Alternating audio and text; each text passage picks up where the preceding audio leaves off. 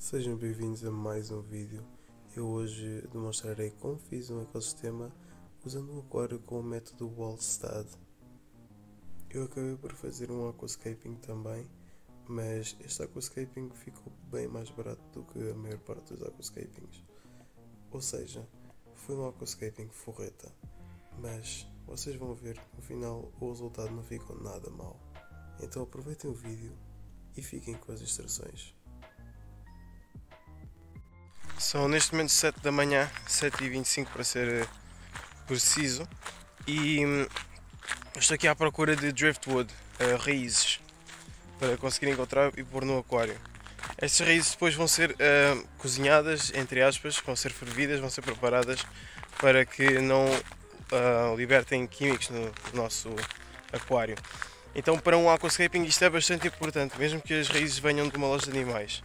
Eu depois já faço um corte.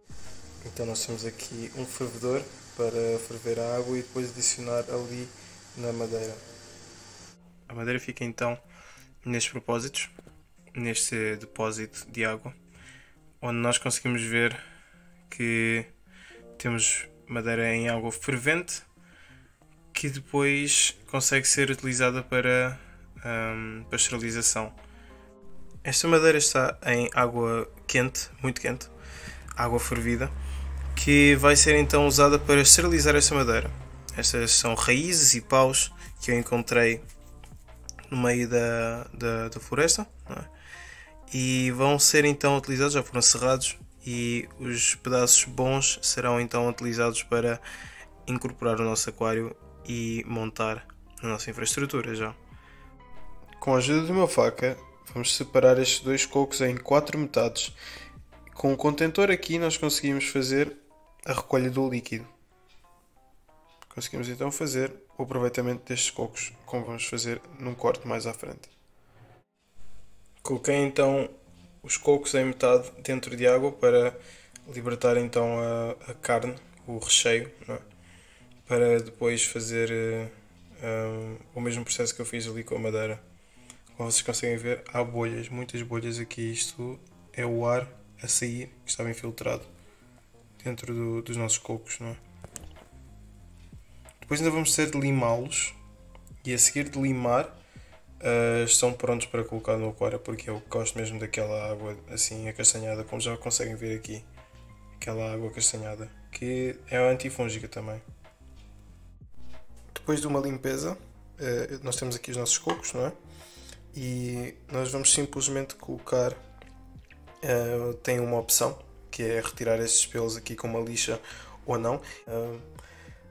Ajuda aqui com uma escova de dentes, para vocês irem escovando isto, porque não querem matéria orgânica assim cá dentro. Querem apenas a madeira, entre aspas, do coco. Então vamos querer apenas esfregar com esta escova de dentes o interior desta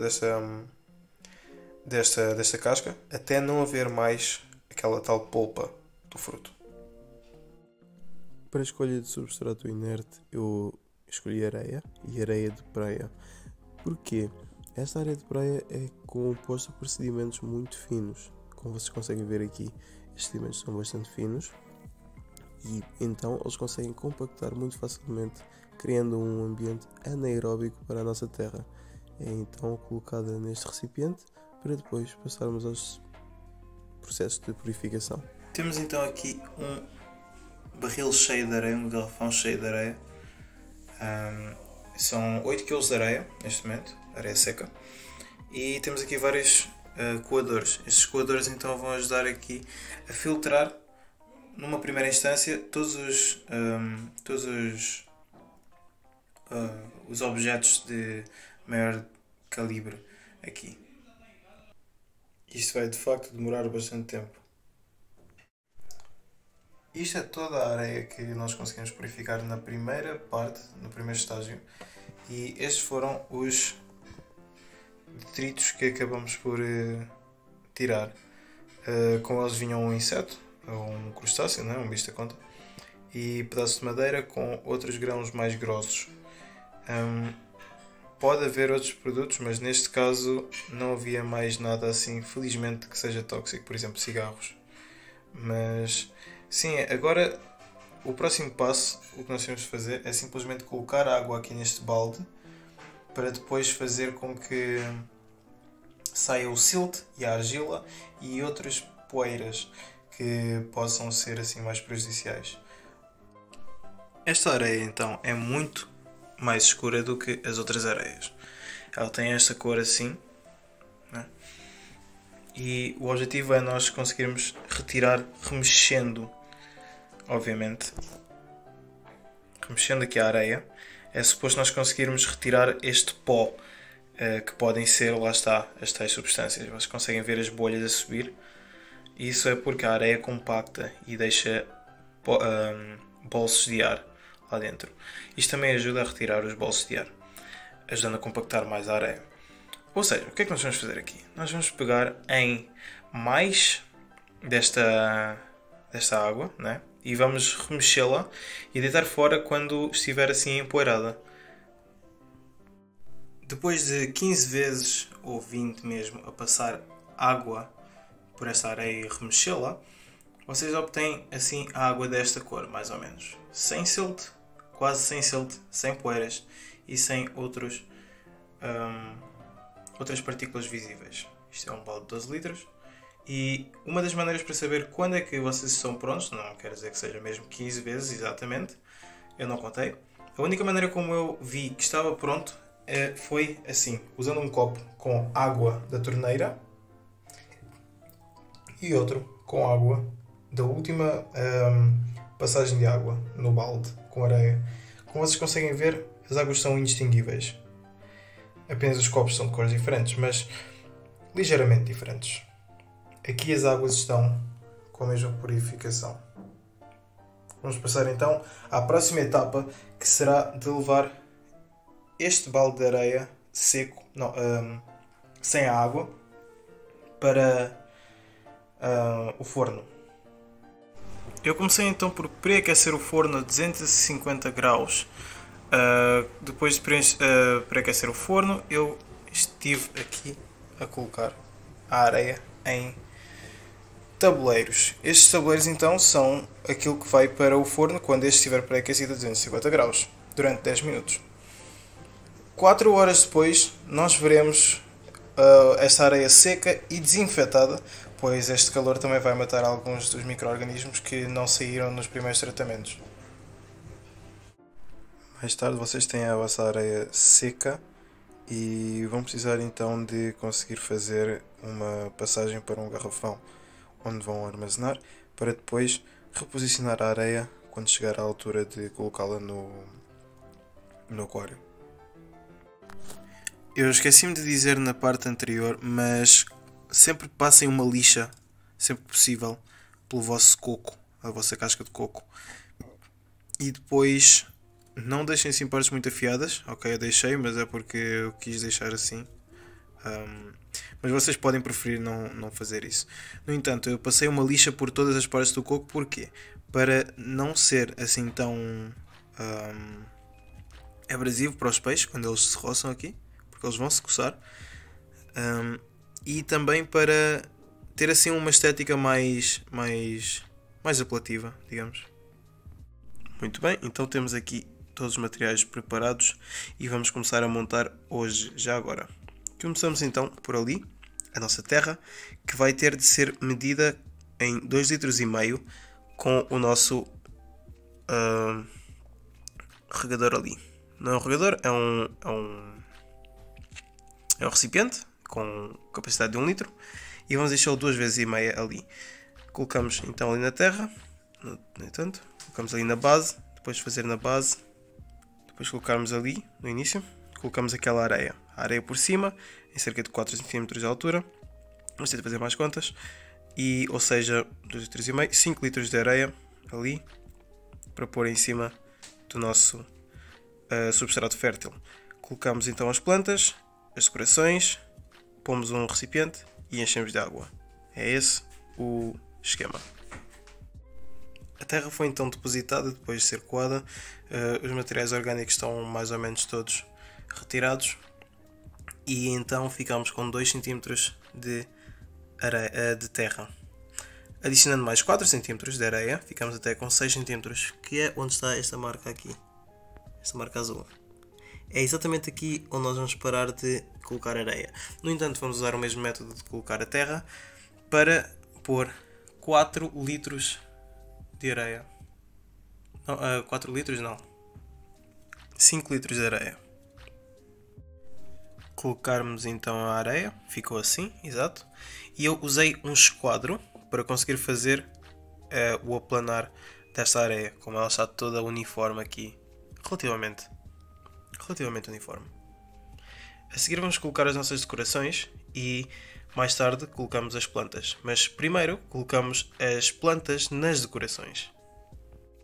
Aqui temos a microfauna, são basicamente uma mistura entre ostrácodes e outros pequenos crustáceos como dáfnias. Aqui também temos outras formas de vida como larvas de mosquito que serão eliminadas também e muitas hidras. Estas hidras não vão ser introduzidas, pelo menos não propositalmente, no nosso aquário, assim como também as larvas de mosquito. Então, vamos ver aqui se eu encontro outras... Não vamos não. Eu depois vou tentar manter aqui uma população estável de copépodes, por exemplo.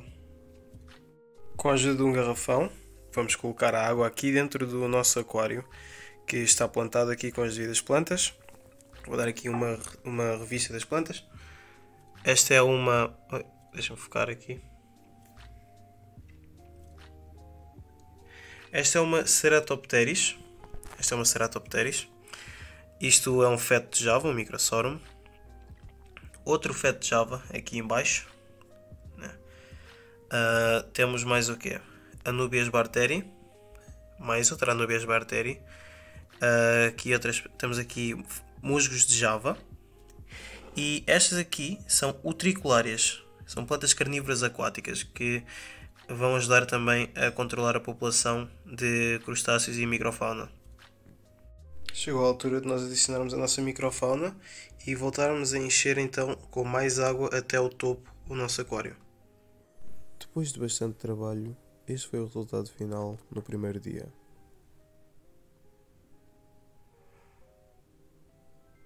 Esta é a primeira espécie de caracóis a habitar o nosso aquário, juntamente com uma Daphnia pollex, uma população de Daphnia pollex, que é um microcrustáceo filtrador. Estas salvínias são plantas flutuantes que terão um papel bastante importante no nosso ecossistema. Assim fica o aquário, que não tem um filtro, tem apenas um termostato para deixar a água quente e também fazer alguma corrente, algum movimento de água, mas nada de mais assim tecnológico.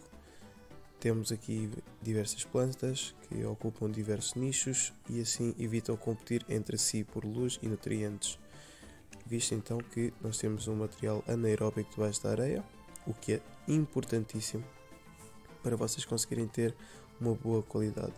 Temos aqui um camarão nacional de água doce, o Atia Feira das Maresti, uma ameijoa asiática também, que eu encontrei no meio do rio e estava no meu aquário anterior sem eu perceber. E este é um animal filtrador que vai ter ali um sifão, um bem musculoso e duas válvulas, bivalve, ou seja, duas conchas. Aqui está ela interagindo com o nosso camarão e enquanto isso ela vai se enterrando para deixar apenas o sifão de fora da água para conseguir filtrar a coluna.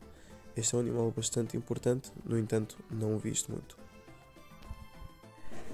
Este é o caracol trombeta da Malásia, o qual eu não sei a espécie, no entanto existem cerca de 5 ou 10 indivíduos neste aquário à data, né? E também irão competir eventualmente com este caracol, o Planorbarius corneus, que é o caracol que eu mostrei anteriormente, fazendo assim um equilíbrio natural no nosso ecossistema.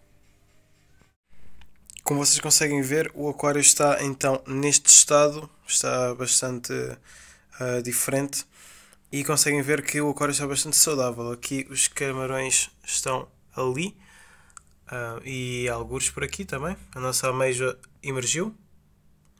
O que é que temos mais para mostrar? Temos aqui para mostrar que algumas das plantas ganharam fungo ali, mas é totalmente ok. Algumas dessas plantas não estão bem adaptadas, ou estão bem adaptadas, simplesmente precisam de se renovar, e isso é natural. Os nossos camarões e os caracóis estão seguros, saudáveis. E é isso, pessoal. Isso conclui o nosso vídeo. Espero que vocês tenham gostado. Se gostaram, deixem um like, compartilhem e peçam se querem atualizações, porque eu provavelmente vou gravar novas atualizações quando meter aqui peixes e se tiverem dúvidas sobre o aquário. Coloquem também aí nos comentários. É isso, pessoal. O resto uma boa... o resto um bom dia e... fui.